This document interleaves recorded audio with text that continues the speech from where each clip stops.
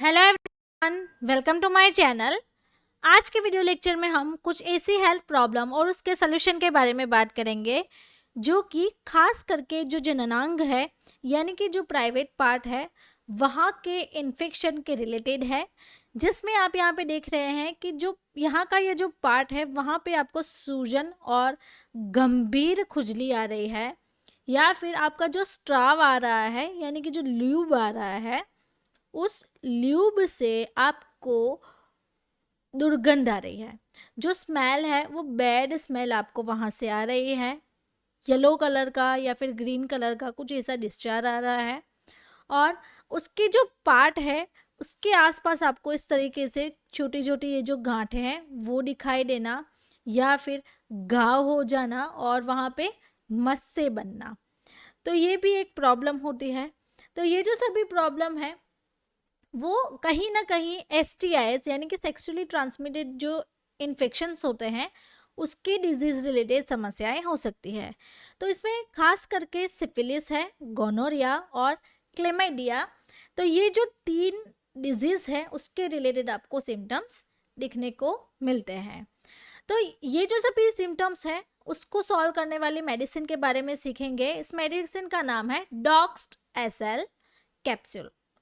तो इसमें doxycycline and lactic acid bacillus आपको मिल जाएंगे। तो चलिए सीखते हैं इसके बारे में डिटेल में आज का हमारा वीडियो लेक्चर। तो यहाँ पे आप ये जो लिस्ट ऑफ कंटेंट देख रहे हैं इस कंटेंट पे आज का हमारा वीडियो लेक्चर रहेगा। तो चलिए स्टार्ट करते हैं आज का हमारा मेडिसिन रिव्यू। तो सबसे पहले समझते हैं बेसिक्स से। तो ये जो मेडिसिन है, ये जो कैप्सूल है डॉक्स्ट SL, तो ये कौन सा क्लास से बिलोंग करती है? तो इसमें 2 कंपोजिशन है, फर्स्ट है डॉक्सीसाइक्लिन एंड सेकंड है लैक्टिक एसिड। तो डॉक्सीसाइक्लिन वो एक वर्सेटाइल एंटीबायोटिक है यानी कि बहुत सारे इन्फेक्शंस में यूज हो सकती है, और दूसरी है लैक्टिक एसिड जो कि है प्रोबायोटिक। तो ये एक कॉम्बिनेशन मेडिसिन है। उसका ब्रांड नेम आप यहाँ पे देख ही सकते हैं, डॉक्स SL वो उसका ब्रांड नेम रहता है। सॉल्ट कंपोजिशन में जो डॉक्सीसाइक्लिन है वो आपको 100 mg मिल जाएगा, और लैक्टोबैसिलस है वो आपको 5 बिलियन स्पोर्स तक रहते हैं। अब मैन्युफैक्चरिंग की बात करें तो डॉक्टर रेड्डीज लेबोरेटरी जो है वो इंडिया की मल्टीनेशनल फार्मास्यूटिकल कंपनी है, जो कि इसका हेड ऑफिस कहाँ पे है? हैदराबाद में। तो इसका डॉक्टर रेड्डी का लोगो रहता है। अब यूजेस के बारे में जानेंगे। सबसे पहले हमने जो इंट्रोडक्शन में सीखा कि बेसिकली ये जो मेडिसिन है वो STIs यानी कि जो ट्रांसमिटेड जो डिजीज है उसके रिलेटेड जो भी समस्याएं हैं वो ठीक करते हैं। तो STIs में कौन कौन सी है? तो chlamydia, gonorrhoea, genital herpes, hepatitis B, HIV, HPV, human papilloma virus, syphilis and trichomoniasis. तो ये जो सारे हैं वो STIs हैं। तो कहीं ना कहीं ये सिम्टम्स इसके रिलेटेड आपको हो सकते हैं। नाउ वीडियो के बीच में मैं आपको बताना चाहती हूँ, अगर आपको हमारे साथ ऐसे ही स्टडी करना अच्छा लगता है और हमारे साथ ऐसे ही सीखना है तो आगे भी हमारे साथ ऐसे सीखने के लिए आप हमारी ये जो बुक है वो परचेज कर सकते हैं, या फिर आपको इसकी PDF चाहिए तो PDF भी आपको अवेलेबल रहती है, जो कि learn with Pfizer mobile application जो है वो डाउनलोड करके आप ओनली 299 में PDF बुक परचेज कर सकते हैं, जिसके लिए आप हमें इस व्हाट्सएप नंबर के थ्रू भी कॉन्टेक्ट कर सकते हैं। आगे बढ़ते हैं और सीखते हैं लेबल स्टडी के बारे में। तो ये कॉम्बिनेशन मेडिसिन है जो कि 2 अलग अलग ड्रग से बनी हुई है। ये एक एंटीबायोटिक है और दूसरी है प्रोबायोटिक। तो इसमें हम देख रहे हैं कि ये जो मेडिसिन है वो शेड्यूल H की ड्रग है, प्रिस्क्रिप्शन के बगैर ये मेडिसिन नहीं दी जाती है। तो इसकी जो स्ट्रिप पैकेजिंग है उसमें आपको टोटल 10 कैप्सूल्स मिल जाएगी। तो यहाँ पे आप देख सकते हैं इस तरीके से 10 के पैक में ये अवेलेबल रहती है। नाउ अब समझते हैं वर्किंग के बारे में। तो ये मेडिसिन कैसे वर्क करती है? तो ये मेडिसिन का काम ये है कि बैक्टीरियोस्टेटिक एक्शन देती है। स्टेटिक यानी कि उस एक्शन को ब्लॉक करती है, वहां से वो वर्क करना स्टार्ट नहीं करेगी।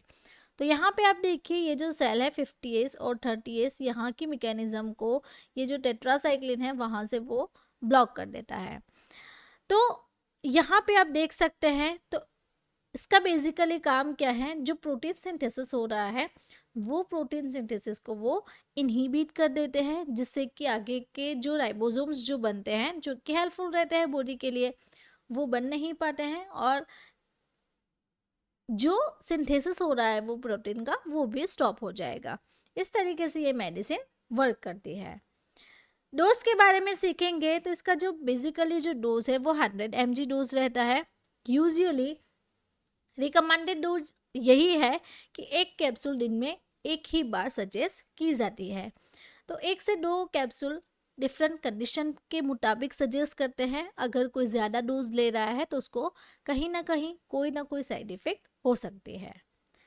प्राइस इसकी 2024 की जो लेटेस्ट प्राइस है वो आपको 10 कैप्सूल की ₹133 मिल जाएगी। तो स्ट्रिप पैक में आपको अवेलेबल रहती है।